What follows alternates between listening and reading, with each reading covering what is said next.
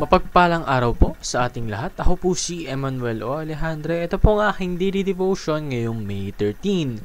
And for today, ating pag-uusapan kung sino ba ang tama. Ang mga Roman Catholic ba o ang mga Protestant? This relates to the topic of historical theology na makikita natin sa Ephesians chapter 4 verses 1 to 6 titled Unity and Maturity in the Body of Christ. As a prisoner for the Lord, then, I urge you to live a life worthy of the calling you have received. Be completely humble and gentle. Be patient, bearing with one another in love.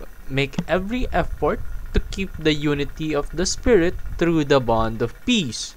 There is one body and one Spirit, just as you were called to one hope when you were called.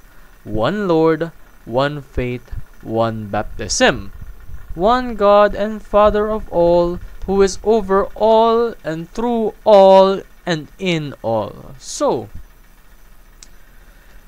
we need to realize that religious people tend to forget love and grace while fighting, even killing over doctrines. So, may mga situations talagang kahit yung mga dedicated people of faith ay nakakalimutan yung pagmamahal, pag-aaruga at awa. Lalong-lalo na when they're fighting with something passionate, no?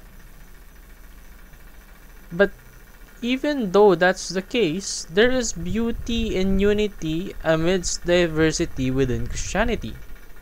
Kasi hindi natin may iwasan na merong pagkakaiba sa mga beliefs. Yung mga tao, lalo't-lalo ng may mga iba't ibang classifications na pagiging Christian.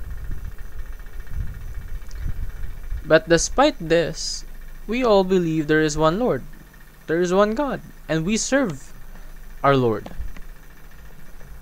Therefore, while we serve Him, the Church must preserve the essentials of the faith through the ages, despite of your beliefs, despite of your religion, despite of whatever you stand for. So, even if you differ with one person in terms of beliefs, agree to disagree and love. Dahil love is universal. Hindi ito nakadepende sa kung anong pinaniniwalaan mo. Kahit anong pinaniniwalaan mo, love should remain. And love should be embraced. So, be gracious in non-essential doctrines.